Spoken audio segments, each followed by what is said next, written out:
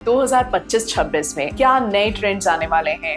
Outers में लोग ज्यादा प्रॉपर्टी में इन्वेस्टमेंट कर रहे हैं। क्या रियल एस्टेट अभी भी एक सेफ इन्वेस्टमेंट है? रियल एस्टेट का में इन्वेस्टमेंट हमेशा से सेफ इन्वेस्टमेंट रहा है। सर, आपकी टीम का साइज बताइए। इन हाउस मेरी टीम में करीब 50 लोगों की टीम है। घर खरीदने से हैप्पीनेस आती है या ईएमआई का टेंशन? खुद की खुशियों के लिए खुद का घर, एक घर होना बहुत जरूरी है। कौन सी ऐसी सिटी है जो दूसरा दुबई बन सकती है? धोलेरा बहुत जल्दी दुबई से भी आगे निकलने वाला है। बहुत सारे लोग रियल एस्टेट के क्षेत्र में अपना करियर बनाना चाहते होंगे। सर, उनके लिए आप क्या संदेश देना चाहेंगे? हाय, हेलो, नमस्कार। आई एम डॉक्टर खुशबू कपूर और आप सभी का बहुत बहुत स्वागत है। रियल एस्टेट इंडस्ट्री बहुत ही तेजी से बूम कर रही है। लोग बहुत ही इंटरेस्ट लेते हैं इन्वेस्टमेंट करने के लिए। सो मैंने सोचा कि क्यों ना आज आपको मिलाऊं एक ऐसी शख्सियत से जिनको किसी भी तरह की कोई भी इंट्रोडक्शन की जरूरत नहीं है। He is the president of Rajasthan housing builders association. आज हमारे साथ हैं सौरभ सक्सेना जी। सौरभ जी, आपका बहुत बहुत स्वागत है। थैंक यू मैडम, नमस्ते। सर, शुरुआत हम करते हैं भारत के रियल एस्टेट से। आज के समय में भारत का रियल एस्टेट मार्केट कैसा चल रहा है?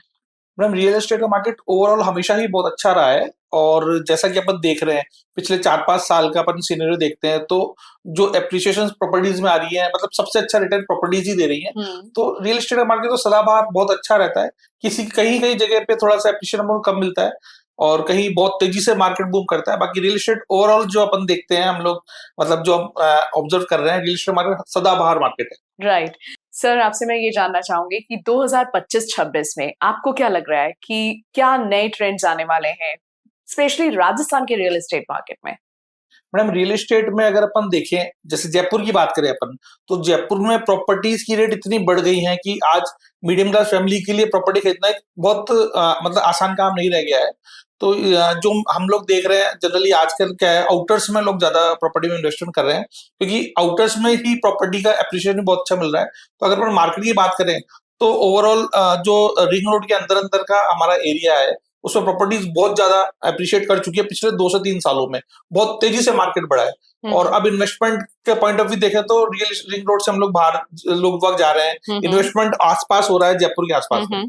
सर से अभी हम ये जानना जरूर चाहेंगे कि क्या रियल एस्टेट अभी भी एक सेफ इन्वेस्टमेंट है? मैडम, रियल एस्टेट का में इन्वेस्टमेंट हमेशा से सेफ इन्वेस्टमेंट रहा है क्योंकि जैसे हमारे पूर्वज भी कहते थे, हमारे बड़े लोग भी कहते हैं, सबसे अच्छा इन्वेस्टमेंट रियल एस्टेट में होता है। अगर आप मतलब सबसे बेस्ट इन्वेस्टमेंट जो हम मानते हैं एक जमीन अगर हम खरीदते हैं तो वो एक बिल्कुल सेफ और सिक्योर इन्वेस्टमेंट होता है। अगर हम बात करें जैसे कि अपन ने स्टॉक मार्केट की बात करें या अपन कहीं और इन्वेस्टमेंट करते हैं तो वो एक उसमें सिक्योरिटी नहीं होती है, उसमें अप डाउन भी हो सकते हैं, लेकिन रियल एस्टेट में एप्रिसिएशन आपको कम मिलेगा। लेकिन रियल एस्टेट एक बिल्कुल सेफ इन्वेस्टमेंट है आज के टाइम में। ट्रू। कई लोग सोचते हैं कि रेंट पर रह ले और घर खरीदने में तो बहुत सारा पैसा जाएगा। तो सर से हम पूछना चाहेंगे कि घर खरीदना ज्यादा ठीक है या रेंट पे रहना? देखिए मैडम, ये आज के टाइम में दोनों अपनी जगह ठीक है। जैसे मान लीजिए मैं सोचता हूँ कि मुझे आज मकान खरीदना है, मैं 1 करोड़ रुपए का इन्वेस्टमेंट करूंगा और इन्वेस्टमेंट के बाद अगर मान लीजिए वही मकान मैं किराए पे लेता हूँ तो मेरे मात्र 15 से 20 हजार रुपए में मुझे मकान इंडिपेंडेंट मिल जाता है। लेकिन अगर हम खुद के मकान की बात करें तो जनरली सबका सपना होता है कि एक खुद का मकान तो है। अगर आपको खुद को रहना है तो आप मकान बिल्कुल इन्वेस्टमेंट कर सकते हैं। नहीं तो कई लोग ऐसा भी सोचते हैं कि यार 1 करोड़ रुपए का मैं इन्वेस्टमेंट करने से अच्छा क्यों ना मैं 15 से 20 हजार रुपए का मकान किराए पे ले लूं। राइट। हम मकान खरीदने की बात कर रहे हैं। सर ने भी मकान खरीदने पर ही जोर दिया है। तो अगर कोई फर्स्ट टाइम बाय कर रहा है तो सर से मैं पूछना चाहूंगी कि उसको आप क्या टिप्स देना चाहेंगे? अगर कोई आज के टाइम में फर्स्ट बार कोई प्रॉपर्टी ढूंढ रहा है, परचेज कर रहा है, तो सबसे पहली चीज तो लोकेशन की बात होती है। आपको लोकेशन देखनी होती है और साथ में आजकल क्या, जब से रेरा है तब से आप बिल्कुल बिल्डर के बारे में जान सकते हैं। आप रेरा में देखिए, प्रोजेक्ट रेरा अप्रूव्ड होना चाहिए। बिल्डर की आप ट्रैक रिकॉर्ड चेक कीजिए, बिल्डर ने पहले कितने प्रोजेक्ट्स बनाए हैं, कितने सक्सेसफुल प्रोजेक्ट उसने टाइमली डिलीवर किए हैं, ये आप देखिए। और बाकी तो लोकेशन के हिसाब से अपन देखते हैं हमारा आसपास में मार्केट क्या है, आसपास में मतलब क्या क्या एमिनिटीज मिल रही हैं। तो आजकल अपन जनरली इजीली सर्च कर सकते हैं किस तरीके से प्रॉपर्टी अपन खरीद रहे हैं, तो उसमें कहाँ अपन को क्या लेना चाहिए। राइट।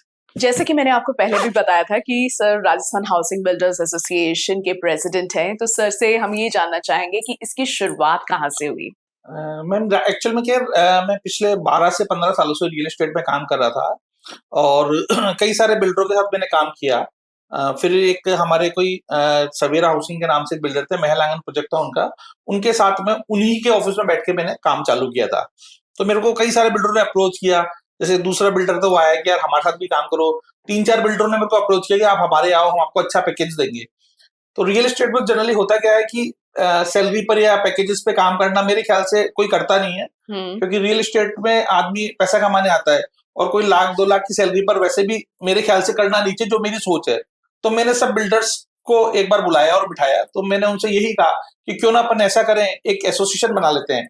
उस एसोसिएशन में अपन सबके प्रोजेक्ट को लेंगे और उन सबके प्रोजेक्ट को मैं सेल करूंगा, क्योंकि मेरी सेल्स टीम थी। तो मैंने कहा मैं सबके प्रोजेक्ट बेचूंगा, तो वो सब एग्रीड हो गए। तो उसमें हमने कुछ ऐसा सिलेक्शन किया कि टोंक रोड का हमने एक बिल्डर लिया, अजमेर रोड का एक लिया, आगरा रोड का एक लिया, जगतपुरा एक लिया। इस तरीके से हम कुछ बिल्डरों ने मिलकर ये एसोसिएशन का इनकॉर्पोरेशन किया, राजस्थान हाउसिंग बिल्डर्स एसोसिएशन, जिसमें टोटली सेल्स का काम मैं देखता हूँ। ग्रेट सर, ये कौन से ईयर की बात है? ये मैडम 2020 में हम लोगों ने ऑर्गेनाइजेशन बनाया था, Rajasthan housing builders association. Okay, and sir real estate में आपको कितने साल हो चुके हैं इन टोटल? रियल एस्टेट में बात करें तो लगभग मेरे को 15 साल हो गए हैं काम करते हुए। उससे पहले मैं फाइनेंस फील्ड में था। फाइनेंस में, इंश्योरेंस में, पहले मैं इंश्योरेंस करता था। इंश्योरेंस में मैंने 2008 और 9 में एमडीआरटी भी किया था, और उसके बाद में फिर फाइनेंस लाइन में मैं आया। फाइनेंस में मैं लोगों को लोन करवाता था। तो जब लोन्स उनके करवाता था, वो प्रॉपर्टी परचेज करते थे, तो मैंने सोचा क्यों ना मैं उनको प्रॉपर्टी भी दिलवाऊं, क्योंकि दोनों एक तरह पैरेलल काम है, फाइनेंस का और रियल एस्टेट का। तब मैंने रियल एस्टेट में अपना पाँव रखा, और आज तो खैर बहुत बड़ी टीम हो गई है मेरी। बाकी तब से मैं रियल एस्टेट कर रहा हूँ, करीब करीब 12 से 15 सालों से। सर आपने अपनी इतनी बड़ी टीम की बात की है जो सेल्स और मार्केटिंग में इन्वॉल्व है। सर आपकी टीम का साइज बताइए हम सभी लोगों को। मैडम वैसे मेरी टीम जो इन हाउस टीम है मेरी, इन हाउस मेरी टीम में करीब करीब 50 एक लोगों की टीम है। इन हाउस में वो लोग हैं जो सिर्फ मेरे लिए काम करते हैं, मेरे प्रोजेक्टों पे ही काम करते हैं, और हम उनको परमिशन नहीं देते कि वो कहीं और भी काम करें। तो इन हाउस टीम है 50। लेकिन वैसे अगर टीम साइज की बात करें तो टीम हमारी बहुत बड़ी है, 200 से 250 हमारे पास ब्रोकर्स भी हैं ऑल ओवर राजस्थान में, जो हमारे लिए काम करते हैं। सर मैंने देखा है कि आपके इतने सारे क्लाइंट्स हैं, तो क्लाइंट सेटिस्फैक्शन के लिए आप कौन-कौन सी चीजों को जरूरी मानते हैं? मैम देखिए, हम लोग क्या करते हैं, हम इनिशियली जब क्लाइंट हमारे पास आता है, तो शुरुआत से ही हम इतना ध्यान रखते हैं क्लाइंट का। हम सबसे पहले तो क्या करते हैं, हम उसकी प्रोफाइल पहले पूरी देखते हैं। हम ऐसा नहीं करते कि हमने बुकिंग ले ली और मालूम पड़ा उस क्लाइंट का लोन ही नहीं हो पा रहा, उसकी सिविल में कोई प्रॉब्लम है।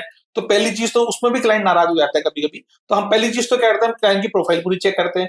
उसके बाद में हमारे ऑफिस में इन हाउस ही हम लोगों ने एक हमारे लोन टीम बिठा रखी है। तो हम ऑटोमेटिकली हम उनसे बुकिंग के बाद में उनके डॉक्यूमेंटेशन लेते हैं, और उसके बाद मतलब हम क्लाइंट को बिल्कुल भी कहते हैं ना, पेट का पानी भी नहीं हिलने देते। हम उसको कहीं, हम सारी फैसिलिटी उसको इन हाउस ही देते हैं। और रजिस्ट्री होने के बाद में फिर हम आफ्टर सेल्स और सर्विसेज का स्पेशली ध्यान रखते हैं, क्योंकि जनरली मार्केट में क्या है, कई सारे लोग काम कर रहे हैं। वो लोग क्या करते हैं, प्रॉपर्टी तो सेल कर देते हैं, लेकिन आफ्टर सेल सर्विस कोई ध्यान नहीं देता। तो हम लोग, हमारा मेजर चीज यही है कि हम लोग आफ्टर सेल सर्विस का बहुत ध्यान रखते हैं। और हमारे जितने भी क्लाइंट होते हैं वो हमें बहुत अच्छे रिव्यूज भी देकर जाते हैं। आप हमारे गूगल रिव्यूज भी देखेंगे तो क्लाइंट के रिव्यूज इतने अच्छे होते हैं कि हमारा हर क्लाइंट हमसे सेटिस्फाई है। सर ने हमें बताया कि सर की इन हाउस तो 50 से भी ज्यादा मेंबर्स की टीम है, और अगर पूरी टीम की बात की जाए तो कई 100 लोग सर के साथ वर्क कर रहे हैं। तो सर इतनी बड़ी टीम को आप कैसे मोटिवेट करते हैं? मैम देखिए, जब हम लोगों ने स्टार्ट किया था करीब 2020 में, एसोसिएशन बनाई थी 2020 में, हमने एसोसिएशन का इनकॉर्पोरेशन किया था। उसके बाद में हमारी करीब 15 जनों की टीम थी मात्र। तो हम लोगों ने देखा कि लड़के फील्ड में भी जा रहे हैं, उनका रिजल्ट भी नहीं आ रहा है, और रेगुलरली हमारे 2-2 3-3 महीने तक सारी टीम हमारी जीरो पर थी। तो फिर हम लोगों ने क्या करा, हमें ऐसा लगा कि इनको ट्रेनिंग की जरूरत है। तो हम लोगों ने एक राहाबा एकेडमी बनाई, आरएचबी एकेडमी बनाई, जिसमें मैं हमारी पूरी टीम को रेगुलरली ट्रेनिंग देता हूँ, उनको मोटिवेट करता हूँ। मतलब हम लोग उनकी पर्सनैलिटी पे काम करते हैं। हम लोग उनको सिखाते हैं कि आपका ड्रेसिंग सेंस कैसा हो, आपकी स्पीक मतलब स्किल्स कैसी हो, आप किसी के सामने प्रेजेंट हो रहे हैं तो किस तरीके से हो। तो वो हमने हमारी ट्रेनिंग एकेडमी में हम सबको सिखाते हैं। रेगुलरली हमारी ट्रेनिंग्स होती है, हर महीने 15 दिन में ट्रेनिंग्स देते हैं। उसके बाद हमारे रिजल्ट्स जो आए सेल्स वालों के, तो बहुत अच्छे रिजल्ट आने लगे। अभी हमारी टीम की अगर बात करें तो हमारी टीम में 80 to 90% ऐसे सेल्स के बंदे हैं, वो मतलब उनका कन्वर्जन रेशियो इतना हो गया है कि अगर वो 10 कॉल पे जाते हैं तो उसमें 6 से 7 कन्वर्ट करते ही करते हैं। सर के पास इतनी बड़ी टीम है तो डेफिनेटली उतने ही नंबर ऑफ क्लाइंट्स भी होंगे। तो सर क्लाइंट्स आप कैसे अप्रोच करते हैं? देखिए मैडम, हमारे क्या है, जो अपन रियल एस्टेट में अगर बात करें क्लाइंट्स की, तो जनरल वे में सोशल मीडिया आजकल बहुत बड़ा एक प्लेटफॉर्म है जहाँ से क्लाइंट्स मिलते हैं। लेकिन सबसे ज्यादा जो हमें क्लाइंट्स मिलते हैं आज के टाइम में, वो रेफरेंसेस से मिलते हैं।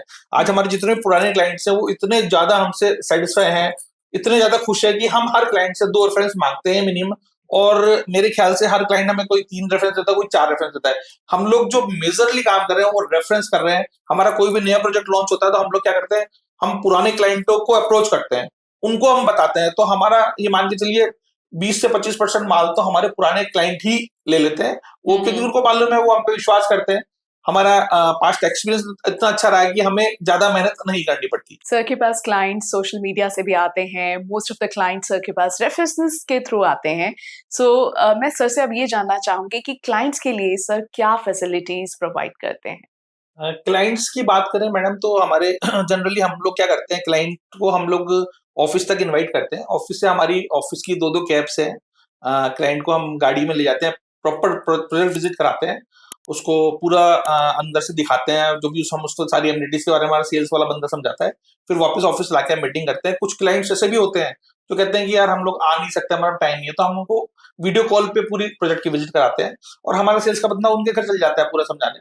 तो क्लाइंट की खास तौर से हम लोग इतना ध्यान रखते हैं कि अगर मान लीजिए उनको प्रॉब्लम है आने में, तो उनको घर बैठ के भी हम विजिट करवा देते हैं। सर आप राजस्थान में इतना अच्छा काम कर रहे हैं, तो राजस्थान के कौन कौन से एरियाज पे आपका ज्यादा फोकस है। जो हमारा मेजर काम है वो जगतपुरा एरिया में ज्यादा है। जगतपुरा में हमारे पास करीब करीब 10 से 15 प्रोजेक्ट हैं।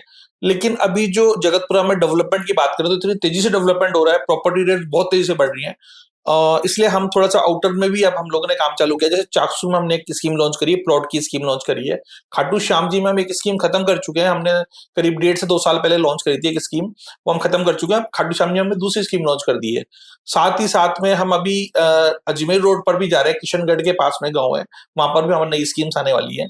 तो हम थोड़ा सा आउटर में भी जाना चालू करें, क्योंकि जयपुर में जो प्रॉपर्टी की रेट्स है वो इतनी ज्यादा बढ़ चुकी है कि एक मीडियम क्लास फैमिली वाला इन्वेस्टमेंट करने के लिए सोचेगा भी तो भी कर नहीं सकता, क्योंकि रेटें बहुत ज्यादा हो चुकी हैं। राइट। मैडम सेगमेंट की अगर बात करें तो हम वैसे सभी सेगमेंट में काम करते हैं। हमारे पास अफोर्डेबल्स भी है, हमारे पास लग्जरी फ्लैट्स भी हैं, 1 करोड़ तक के, हमारे 10 लाख से लेकर 1.5 करोड़ तक के फ्लैट्स हैं। हमारे पास जमीनों के प्रोजेक्ट भी है, हमारे पास विलास भी है, हमारे पास कॉमर्शियल प्रॉपर्टीज भी है। लेकिन मेजरली जो हमारा काम है वो अफोर्डेबल में रहता है।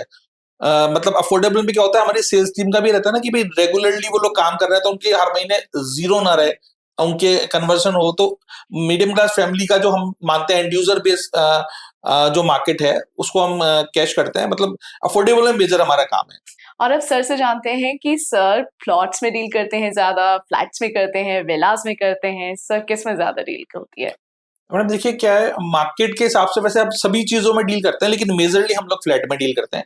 क्योंकि फ्लैट में क्या होता है, लगभग 10% हमें डाउन पेमेंट देना होता है, 90% बैंक लोन कर देता है। तो खरीदार के लिए बहुत आसान होता है, इजीली वो लोन के ऊपर लोन लेकर भी आराम से ले सकता है। प्लॉट्स में जनरली लोन कम होते हैं, खाली प्लॉट पे लोन नहीं होते, तो जिसके पास कैपिटल होती है वही ले पाते हैं। बाकी काम हम हर चीज में करते हैं, प्रॉपर्टी में हम लोग प्लॉट्स में भी करते हैं, विलास भी हमारे पास, कॉमर्शियल प्रॉपर्टीज भी हैं और अफोर्डेबल प्लस रेजिडेंशियल फ्लैट्स भी हमारे पास हैं। वंडरफुल। सर आपकी इतनी बड़ी टीम है, तो जब आपको प्रोजेक्ट देना होता है तो आप कैसे प्रोजेक्ट का सिलेक्शन करते हैं टीम के लिए।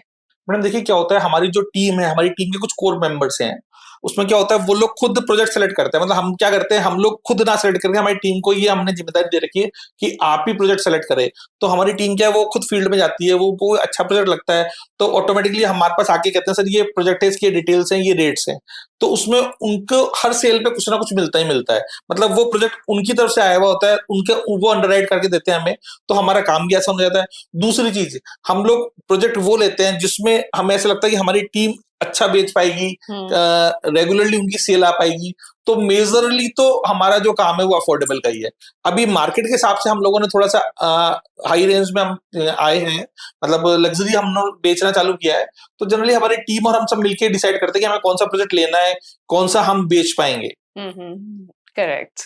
सर एक सबसे इम्पोर्टेंट बात, घर खरीदते वक्त हमें लोन लेना चाहिए या हमारी एग्जिस्टिंग सेविंग्स को यूज करना चाहिए। देखिए मैडम, ये क्लाइंट अपने ऊपर डिपेंड है। वैसे जनरल वे में आदमी जब प्रॉपर्टी खरीदता है वो कुछ लोग तो इसलिए प्रॉपर्टी खरीदते हैं क्योंकि उनको इनकम टैक्स में रिबेट लेनी होती है, एटीसी में रिबेट लेनी होती है। तो हाउसिंग लोन का सबसे पहला फायदा तो है कि आपको एटीसी की रिबेट मिलती है। दूसरी चीज, हाउसिंग लोन में जब आप कोई प्रॉपर्टी परचेज कर रहे हैं तो जनरली जो गवर्नमेंट एम्प्लॉइज होते हैं या किसी कंपनी से होते हैं उनको एचबी मिलता है, हाउस बिल्डिंग एडवांस। बहुत कम ब्याज पे मिलता है, तो वो भी आप ब्याज का फायदा भी ले सकते हैं। और बाकी सेविंग की जहां तक बात करें तो जनरली व्यापारी वर्ग सेविंग होता है, वो इन्वेस्टमेंट करता ही है, लेकिन हम ये कहते हैं भाई अगर आप बिजनेस में हैं, आपको ज्यादा ईएमआई का आपको ऐसा लगता है कि मैं हर महीने इतनी ईएमआई नहीं दे सकता, तो आप 50% देकर प्रॉपर्टी ले सकते हैं। बाकी प्रॉपर्टी खरीदना लोन पे सबसे बेस्ट ऑप्शन है आज के टाइम में। Right sir, new investors property खरीदते टाइम सबसे बड़ी गलतियां कौन सी करते हैं? मैडम आज के टाइम में जब भी कोई आदमी नया इन्वेस्टर इन्वेस्टमेंट करता है तो वो कुछ चीजों का ध्यान नहीं रखता। जैसे आज के टाइम में हमें सबसे पहला ये देखना होता है कि वो रेरा अप्रूव्ड है या नहीं ये प्रॉपर्टी। अगर वो प्रॉपर्टी रेरा अप्रूव्ड है, मतलब उसके जेडीए के सारे नक्शे पास होंगे, तब जाके वो रेरा में अप्रूव्ड होगी। तो उसको ऑनलाइन रेरा में जाकर ही सर्च करना चाहिए कि भाई ये प्रॉपर्टी, इसके प्लान अप्रूव्ड है, इनके फ्लोर प्लान अप्रूव्ड है, इनकी फायर एनओसी मिली हुई है, मतलब सारे अप्रूवल्स इन्होंने ले रखे हैं। और रेरा अप्रूव्ड में 50% काम तो आपका वैसे ही होता है कि प्रॉपर्टी रेरा अप्रूव्ड आप ले सकते हैं। दूसरी चीज क्या है, अंडर कंस्ट्रक्शन प्रॉपर्टी में ये होता है कि जनरली आदमी इन्वेस्टमेंट कर देता है और लोन ले लेता है बैंक से। तो अंडर कंस्ट्रक्शन प्रॉपर्टी में जैसे कोई प्रॉपर्टी चालू हुई है तो उसमें हमको लोन नहीं लेना चाहिए, हमें सीएलपी प्लान के बेस पे परचेज करनी चाहिए। क्योंकि अगर मान लीजिए किसी कारण से बिल्डर डिले करता है तो इन्वेस्टर का तो पैसा बैंक दे देता है बिल्डर को। अगर हम खुद सेल्फ फंड कर रहे हैं तो उसमें हमारे को ये ऑप्शन मिलता है कि मान लीजिए प्रॉपर्टी बनने में डिले हो रही है तो हम पेमेंट भी डिले कर सकते हैं। राइट सर से अभी ये जरूर पूछना चाहेंगे कि अगर किसी के पास सिर्फ 10 से 15 लाख रुपए हैं तो सर उसके लिए आप क्या सजेस्ट करेंगे? मैडम देखिए 10-15 लाख में तो आज के टाइम में प्रॉपर्टी खरीदना मतलब पॉसिबल ही नहीं है। लेकिन फिर भी अगर आप 10-15 लाख का इन्वेस्टमेंट करना चाहते हैं, प्रॉपर्टी में ही करना चाहते हैं, तो आपको थोड़ा सा आउटर में जाना पड़ेगा। जैसे अभी हमारी खाटू श्याम जी की स्कीम है, वो हम लोग मात्र 10-12 हजार रुपए गज में दे रहे हैं। वो अभी लॉन्च ही हुई है प्रॉपर्टी। तो उसमें क्या है कि आप 12 लाख रुपए में 10-11-12 लाख रुपए में आराम से 100 गज का प्लॉट ले सकते हैं, जो कि 2-3 साल में हम मानते हैं लगभग डबल तो इजीली हो ही जाता है। क्योंकि वो प्रॉपर्टी लॉन्च हुई है, चालू हुई है, तो उसमें एप्रिसिएशन भी बहुत अच्छा मिलना है। और मेरे ख्याल से जब भी कोई स्कीम आती है तो 2 से 3 साल में हम मानते हैं इजीली डबल तो हो ही जाता है। मतलब जनरली हमारे जो ट्रैक रिकॉर्ड्स रहे हैं वो ये रहे हैं कि हमने 1.5 से 2 साल में प्रॉपर्टी डबल हो रही है। तो आराम से आउटर में जाके कर सकते हैं इन्वेस्टमेंट, को बहुत बड़ी बात नहीं है छोटे इन्वेस्टमेंट में। सर अगर किसी ने आपसे कोई प्लॉट, फ्लैट कुछ भी खरीदा है और अब उसको रीसेल करना है, तो उसमें आप कितना असिस्टेंस प्रोवाइड करते हैं? बिल्कुल मैडम, बहुत अच्छा सवाल पूछा आपने। हम लोग क्या है, हमारे जितने भी पुराने क्लाइंट्स हैं, हम लोग उनकी रीसेल की भी जिम्मेदारी हम खुद ही लेते हैं। क्योंकि हम जब कोई प्रॉपर्टी की मार्केटिंग चालू करते हैं, हमारे सोशल मीडिया के इतने सारे प्लेटफॉर्म्स हैं। जैसे हमारे एक यूट्यूब चैनल है जिसमें हमारे करीब 1.25 लाख सब्सक्राइबर्स हैं, और एक हमारे जो फेसबुक पेजेस है उनमें 1 लाख सब्सक्राइबर्स हैं। तो हम जब उसमें कोई मार्केटिंग का वीडियो डालते हैं तो हमारे पास 1-1 साल तक कॉल्स आती है, 1.5 साल तक कॉल्स आती है, मतलब परमानेंट कॉल आती है। तो जब हमारे पास कोई नया आदमी आता है, हमारे पास इन्वेंटरीज नहीं है, हमने पूरा माल बेच दिया, तो हम पुराने लोगों को अप्रोच करते हैं और हमसे जो प्रॉपर्टी लेता है उसको भी ये कहते हैं कि भविष्य में आपको प्रॉपर्टी बेचनी होगी तो भी उसके लिए हम बैठे हुए हैं। और मैडम हम लोगों ने एक हमारा मार्केटिंग पोर्टल लॉन्च कर रखा है, घर देखो ऑनलाइन के नाम से। जिस तरीके से मार्केट में बहुत सारे पोर्टल्स चल रहे हैं, जैसे मैजिक ब्रिक्स का नाम सुना होगा आपने, 99 एकर्स, हाउसिंग.com। तो इस तरीके से हमारा घर देखो ऑनलाइन एक ऑनलाइन मार्केटिंग पोर्टल है, जिसकी वेबसाइट पे जाकर आप अपने प्रोजेक्ट को लिस्ट कर सकते हैं, या आप इसकी एप्लीकेशन भी डाउनलोड कर सकते हैं प्ले स्टोर से। तो अगर मान लीजिए आप हमसे संपर्क भी नहीं करेंगे, तो आप खाली उसके अंदर अपनी प्रॉपर्टी को लिस्ट करेंगे तो ऑटोमेटिकली आपकी प्रॉपर्टी बिक जाएगी। मतलब हम आपकी प्रॉपर्टी को रीसेल कराने में भी पूरी हर तरीके से आपकी मदद करते हैं। सर ने अभी घर देखो का जिक्र किया है, तो हम जरूर जानना चाहेंगे कि सर घर देखो की शुरुआत कहाँ से हुई? मैडम एक्चुअल में क्या है, हम लोग जब सेल्स का काम देख रहे हैं, बीच में कर रहे थे, तो हमको बीच में कई सारी लीड्स ऐसी आती थी कि मुझे किराए पे फ्लैट चाहिए, मुझे किराए पे प्लॉट मकान चाहिए।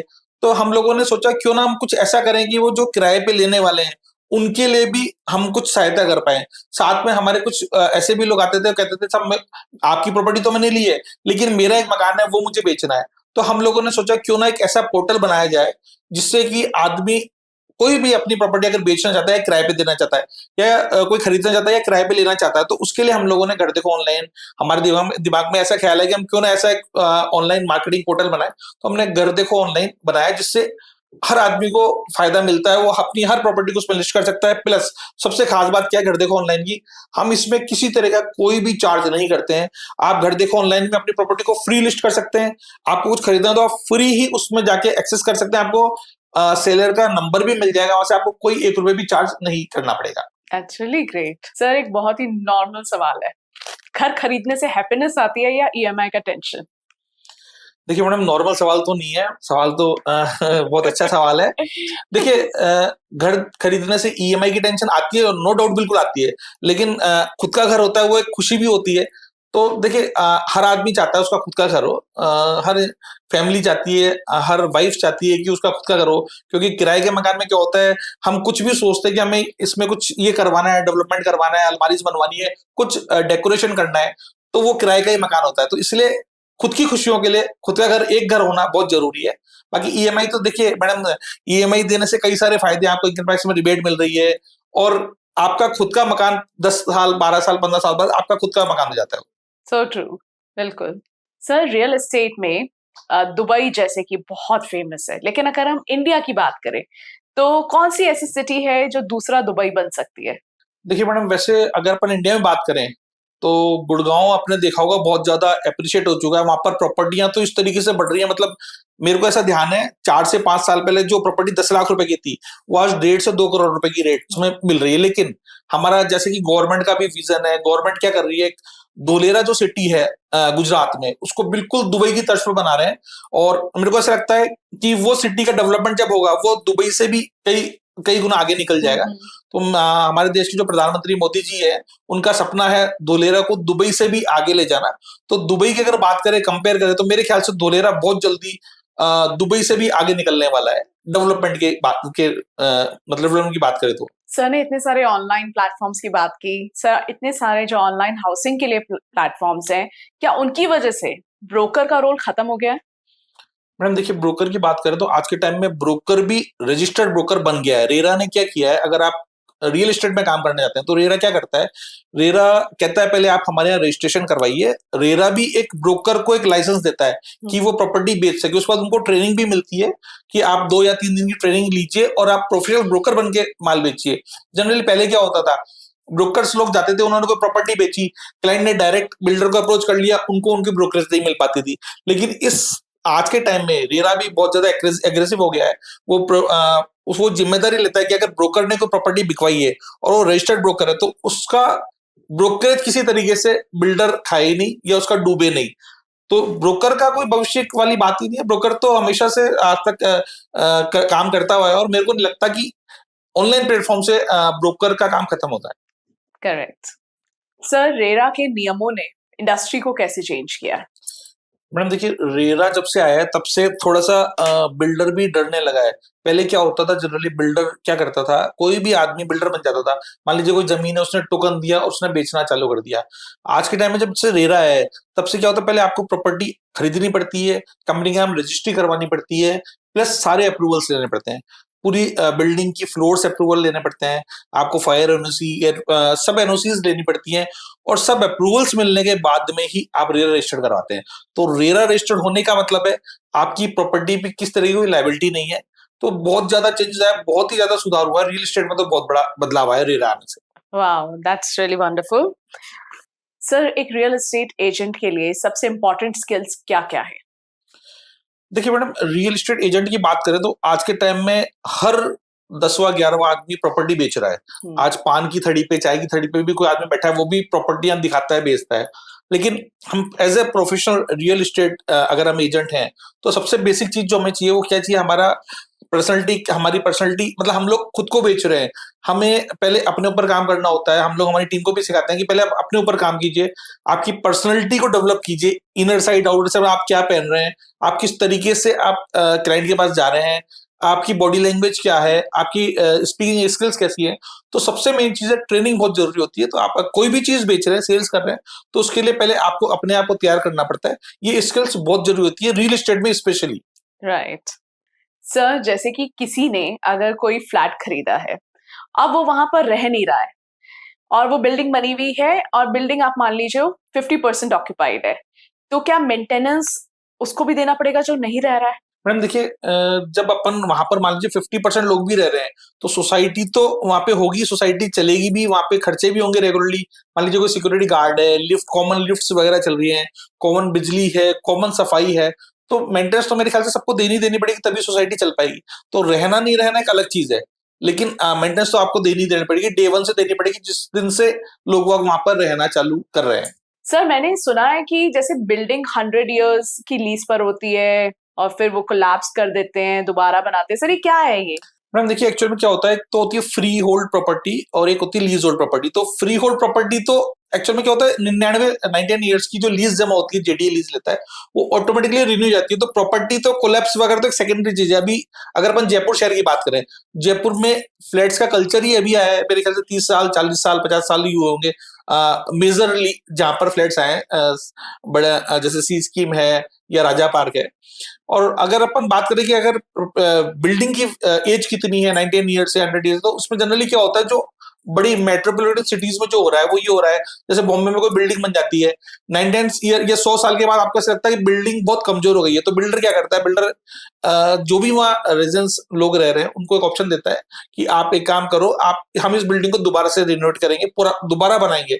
तो वो दोबारा जब बिल्डिंग बनती है तो उस दिन की रेट अलग चेंज हो जाती है, मतलब कंस्ट्रक्शन कॉस्ट भी चेंज हो गई, प्लस फ्लैट की रेट भी चेंज होगी। मान लीजिए आपने 90 साल पहले एक फ्लैट खरीदा था 10 लाख रुपए का, आज की डेट में वो फ्लैट बन रहा है 50 लाख रुपए का। तो बिल्डर ये ऑप्शन देता है कि मेरी एग्जैक्टली जो कंस्ट्रक्शन कॉस्ट है, जो मिनिमम कॉस्ट है 50 लाख रुपए, मैं आपको उसी रेट में दे दूंगा, आप या तो आप खुद ले लो। और अगर अपन मार्केट रेट की बात करें तो मार्केट रेट थोड़ी सी ज्यादा होती है, 70 लाख या 80 लाख रुपए। तो जो वहां पे लोग रह रहे हैं उनके लिए एक ऑप्शन होता है, हाँ भी एग्जैक्टली कंस्ट्रक्शन कॉस्ट में उनको फ्लैट मिल रहा है। तो जितने टाइम के लिए वो बिल्डिंग दोबारा बनती है तब तक आपको किराए के लिए शिफ्ट होना पड़ता है। जैसे मान लीजिए अपन एक एग्जांपल लेते हैं, मान लीजिए आपका खुद का मकान है, आपने 2 मंजिल का मकान बना रखा है और करीब 50-60 साल पुराना मकान हो गया। तो मेरे ख्याल से आप खुद भी सोचोगे यार मकान की हालत खराब है, क्यों ना अपन इसको रिनोवेट करवा लें या अपन इसको बिल्कुल ठंडा करके दोबारा बनवा लें। तो सेम प्रोसीजर उसमें भी होता है बिल्डिंग में, आप दोबारा से नया कंस्ट्रक्शन फिर उसमें करना पड़ता है। सर अगर बिल्डर ना रहे और बिल्डिंग 99 इयर्स क्रॉस कर जाए, उस कंडीशन में क्या होगा?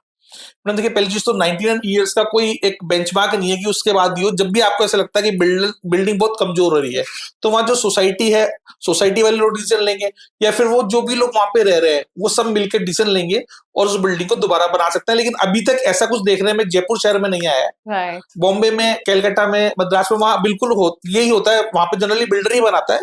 लेकिन अगर मान लीजिए वहां पे रेजिडेंट्स जो भी है वो भी नहीं इंटरेस्ट लेते हैं और बिल्डर भी नहीं लेता है, तो कोई तीसरा बंदा आता है, मतलब दूसरा बिल्डर आता है, वो कहता है इस प्रॉपर्टी को मैं रिनोवेट करूंगा, मैं बनाऊंगा।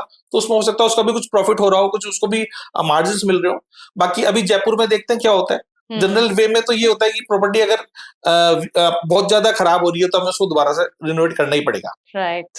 अभी जो हमें देख पा रहे हैं उनमें से बहुत सारे लोग रियल एस्टेट के क्षेत्र में अपना करियर बनाना चाहते होंगे। सर उनके लिए आप क्या संदेश देना चाहेंगे? मैडम देखिए, क्या है कि अभी जो मार्केट में कितने सारे प्लेटफॉर्म चल रहे हैं, मैं देख रहा हूँ कई सारे प्लेटफॉर्म्स ऐसे हैं जो रियल एस्टेट में काम कर रहे हैं और सबके पास टीम्स है। लेकिन हमारे पास हम अगर हमारी बात करें, आरएचबीए की बात करें, हम लोग क्या करते हैं, हम लोग सबसे पहले तो क्या है, हमारी टीम को जो आती है उसको हम ट्रेनिंग देते हैं, मतलब रेगुलर वे में हमारी ट्रेनिंग्स होती है, हर 10 दिन, 15 दिन, 20 दिन में हम पहले सेल्स में जो भी आता है उसको तैयार करते हैं। दूसरी खास बात जो मैंने और ऑर्गेनाइजेशन में देखी और हमारे यहाँ पर हमने उसमें जो भी इम्प्लीमेंट किया, जनरली और देखिए क्या होता है कि जो भी सेल्स का बंदा था 6-6 महीने तक जीरो पर रहता है। मान लीजिए आप कहीं आए, आप जुड़े, अब रियल एस्टेट में कोई काम कर रहा है तो सैलरी पर तो काम करेगा नहीं, ये तो ऑब्वियस सी बात है। दूसरी जगह जो भी लोग काम कर रहे हैं मैंने देखा है कि वो 6-6 महीने, 8-8 महीने जीरो पर चल रहे हैं। अब उनका 8-8 महीने खर्चा कैसे चलता है ये मेरे समझ के बाहर है। हम लोग क्या करते हैं, हमारा टारगेट ये होता है कि हमारा जो भी सेल्स का बंदा है वो 15 से 20 दिन में बिल्कुल तैयार हो जाए, फील्ड में उतरने के लिए तैयार हो जाए, और उसके बाद में वो किसी भी महीने जीरो पे नहीं रहे। हमारा टारगेट रहता है कि हमारा हर सेल्स के बंदे की हर महीने कन्वर्जन हो, बुकिंग्स हो, और वो चाहे 50,000 महीने कमाए लेकिन वो जीरो पे ना रहे। तो ये हमारे में और दूसरे प्लेटफॉर्म्स में फर्क है। साथ में हम लोग उनको सिखाते हैं कि भाई किस तरीके से आपको काम करना है। प्लस हमारे पास जो टिकट साइज होता है, हमारे पास टिकट साइज होता है 10 लाख से लेकर 1.5 करोड़ तक की, हमें सब कुछ हमारे पास मिलेगा आपको।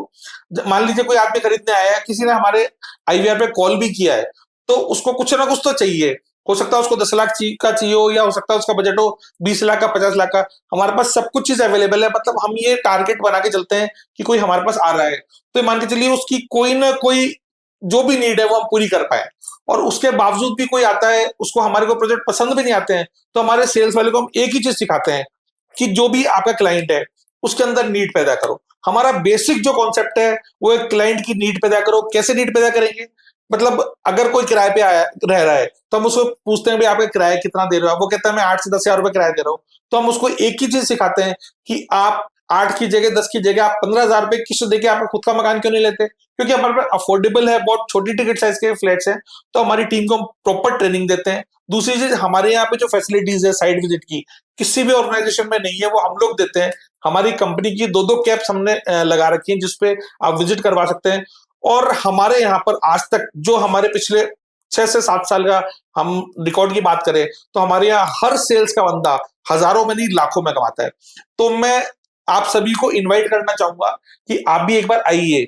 खाली आइए नहीं, आप हमारे कार्य काम करने की कार्यशैली को देखें। हमारे लोग कितना कमा रहे हैं, कैसे कमा रहे हैं और वाकई में कमा भी रहे हैं या नहीं कमा रहे, वो हमारी टीम से मिलिए, उनसे पूछिए।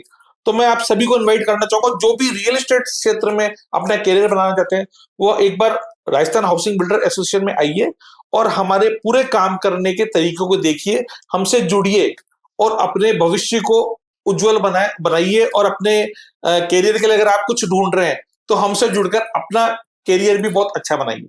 Thank you so much sir, आपने इतनी अच्छी तरह से पूरे रियल एस्टेट इंडस्ट्री के बारे में इतना कुछ बताया और हमारे व्यूअर्स को भी इतना अच्छा मैसेज दिया, उसके लिए आपका बहुत बहुत शुक्रिया। सौरभ सर से बात करके बहुत अच्छा लगा। सौरभ सर से फिर किसी और पॉडकास्ट में जरूर मुलाकात होगी, कुछ और नए विषयों के बारे में बात करेंगे, रियल एस्टेट इंडस्ट्री से जुड़े हुए नए ट्रेंड्स के बारे में जानकारी लेंगे। तब तक के लिए this is Khushboo Kapoor signing off. Have a great time ahead.